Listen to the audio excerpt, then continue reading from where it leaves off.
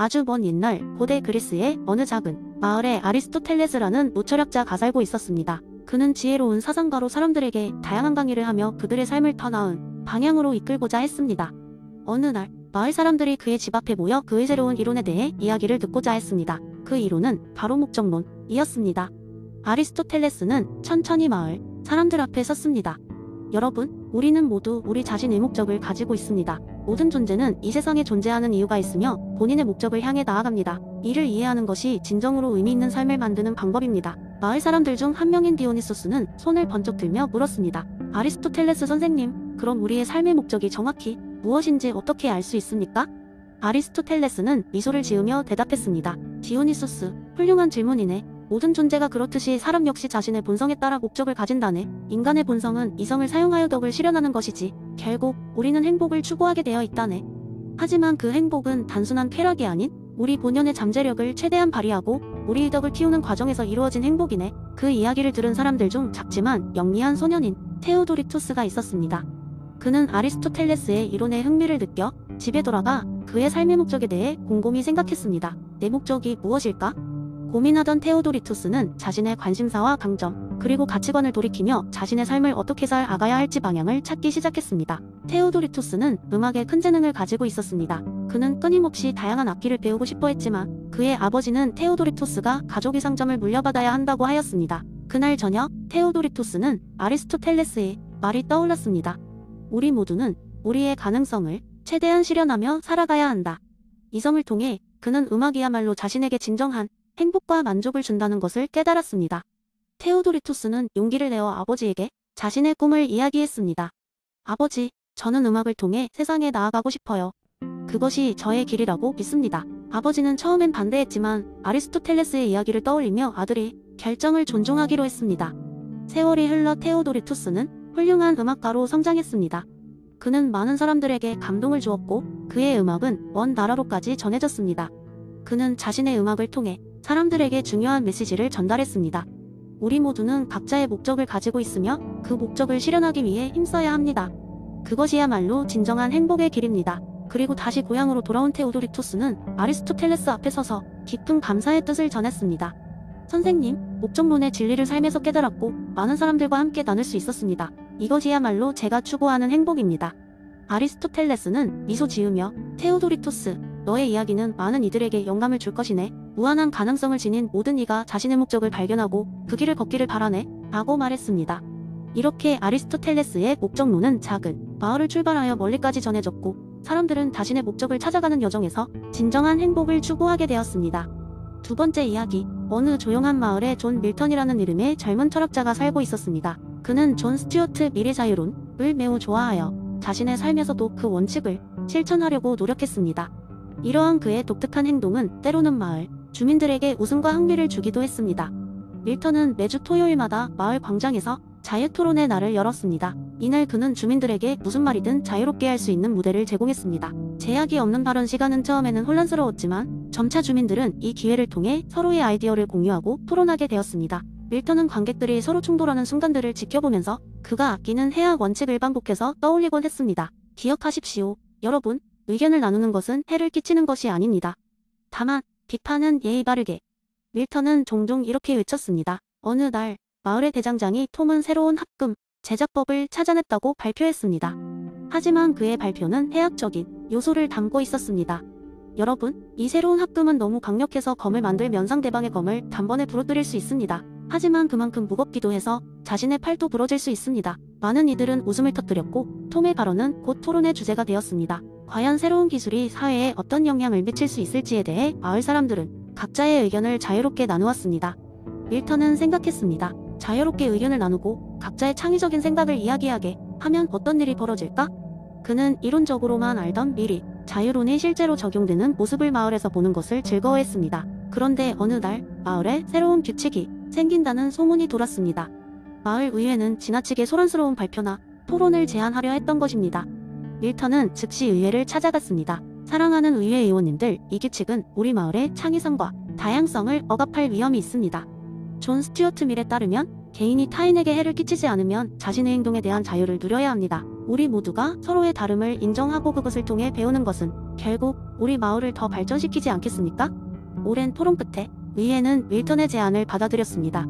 대신 모든 토론은 질문과 답변의 형식으로 참가자 모두에게 기회를 주는 방식으로 하자고 합의하였습니다. 이는 밀턴의 취지에 완벽히 맞아떨어졌고 그 결과 마을 주민들은 더욱 자유롭고 창의적으로 자신의 생각을 표현하게 되었습니다.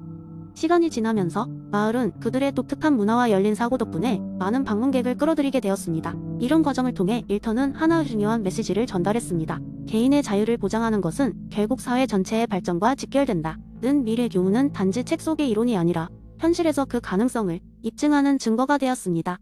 이 이야기 속에서 밀턴은 마을을 하나로 묶는 철학자가 되었고 그가 실천한 자유로는 마을을 밝히는 등대가 되었습니다.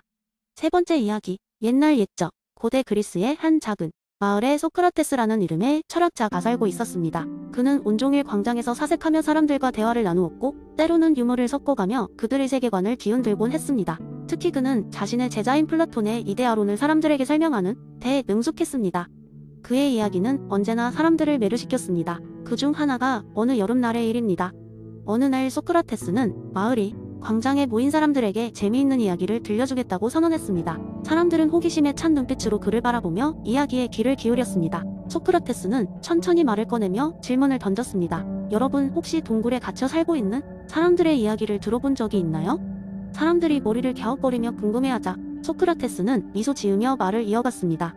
어떤 사람들이 깊고 어두운 동굴에서 태어나 평생을 벽에 비치는 그림자만을 보고 산다고 상상해보세요. 그들은 그 벽에 비치는 그림자가 세상의 전부라고 믿겠죠? 그들에게는 그것이 현실인 것입니다. 사람들은 고개를 끄덕이며 그의 말에 귀를 기울였습니다. 소크라테스는 잠시 숨을 고르고 다시 말을 이었습니다. 하지만 만약 그들 중 한 명이 동굴을 빠져나와 밝은 태양 아래로 나온다면 어떻겠습니까? 그가 처음으로 저 멀리 펼쳐진 푸른 하늘과 눈부신 태양빛, 다채로운 자연의 색깔을 본다면 그는 자신이 그동안 알고 있던 현실이 진짜가 아님을 깨닫게 될 것입니다. 청중들 사이에서 작은 탄성이 흘러나왔습니다. 그러나 소크라테스는 여기서 멈추지 않았습니다. 그렇다면 그는 다시 동굴로 돌아가 다른 이들에게 이 사실을 알려줄 것입니다. 우리가 본 그림자는 진짜가 아니야. 저 밖에는 놀라운 세상이 있어. 하고요. 하지만 동굴에 갇혀 살던 사람들은 그의 말을 믿지 않을 것입니다. 왜냐하면 그들이 평생 봐왔던 그림자가 그들의 유일한 실제였기 때문이죠. 소크라테스의 이야기를 따라가던 사람들은 그가 하려는 이야기가 무엇인지 이해하기 시작했습니다. 그는 이데아론의 핵심을 쉽게 설명하기 위해 이 비유를 들려줬던 것입니다. 이제 여러분께서 깨달아야 할 점은 우리가 사는 이 세상에서도 비슷한 일이 벌어지고 있다는 것입니다. 우리가 보고 듣고 느끼는 모든 것은 단지 이데아의 그림자일 뿐입니다. 모든 아름다운 것은 아름다운 그 자체라는 이데아를 반영한 것에 불과하죠. 그의 말이 끝나자 사람들은 깊은 감명을 받았습니다. 익숙한 세상이 갑자기 낯설게 느껴졌고 그들은 자신들이 알고 있는 세계가 무한한 가능성을 지닌 이데아의 단편이라는 생각에 전율을 느꼈습니다. 소크라테스는 미소를 띠며 말을 맺었습니다. 그러니 여러분도 동굴 밖으로 나가보세요. 그리고 진정한 실제를 찾아보세요. 그날 이후로 마을 사람들은 새로운 시각으로 세상을 바라보기 시작했답니다. 그리고 그들은 언젠가 자신들만의 이데아를 찾을 수 있을 것이라 믿으며 꿈꾸기 시작했습니다. 네 번째 이야기인 날 어느 작은 마을에는 자신이 모든 것을 알고 있다고 믿는 스승, 그리고 항상 질문을 던지며 배움을 추구하는 제자 소크라는 젊은이가 살고 있었습니다. 이 마을에서는 토요일 밤마다 사람들이 모여 토론회를 열곤 했는데 스승은 늘 자신의 지식을 뽐내며 모든 질문에 당당히 대답하곤 했습니다. 그러나 소크라는 매번 자신이 알고 있는 것이 없음을 인정하며 더 많은 질문을 던지며 생각의 깊이를 넓혀갔습니다. 어느 날 마을에 신비로운 여행자가 찾아왔습니다. 그는 먼 곳에서 온 지혜로운 자로 소문이 퍼진 인물이었습니다. 마을 사람들은 그가 가진 지혜를 듣고 싶어 안달이 났습니다. 여행자가 마련된 토론회에 참석하게 되었을 때 스승은 당연히 그와 지식의 대결을 펼칠 준비를 했습니다. 토론이 시작되자마자 스승은 자신의 머릿속에 담긴 방대한 지식들을 뽐내기 시작했습니다. 그는 역사, 과학, 철학, 예술 등 모든 분야에 대한 질문을 던지며 자신이 알고 있는 모든 정보를 쏟아냈습니다. 마을 사람들은 감탄했지만 여행자는 그냥 미소를 지을 뿐이었습니다. 스승은 자신의 지식으로 여행자를 놀라게 했다고 믿었고 이제 자신이 마을 최고의 지혜자임을 확신했습니다. 그때 소크라가 자리에서 일어나 조심스럽게 질문을 던졌습니다. 선생님, 혹시 선생님이 아는 이 모든 정보가 진짜로 확실한 것인가요? 스승은 당황하며 물론이지. 내가 잘못된 정보를 가지고 있다면 벌써 누군가 고쳤을 테니까. 라고 자신있게 대답했습니다. 소크라는 잠시 생각하다가 여행자를 향해 물었습니다. 당신은 이 마을에서 우리가 사실이라고 믿는 것 중 몇 가지가 틀렸다고 생각하십니까? 여행자는 눈을 반짝이며 대답했습니다. 많은 것들이 꼭 사실이 아닐 수도 있으며 진리는 때때로 우리가 모르는 곳에 숨겨져 있습니다. 소크라는 고개를 끄덕이며 말했다. 그래서 저는 지금까지 알지 못한다고 말하는 것이 더 지혜로울 수 있다고 생각했습니다. 왜냐하면 이런 태도가 더 많은 질문을 가능하게 하고 더 많은 배움을 얻게 해주기 때문입니다. 마을 사람들은 깊은 깨달음을 얻었습니다.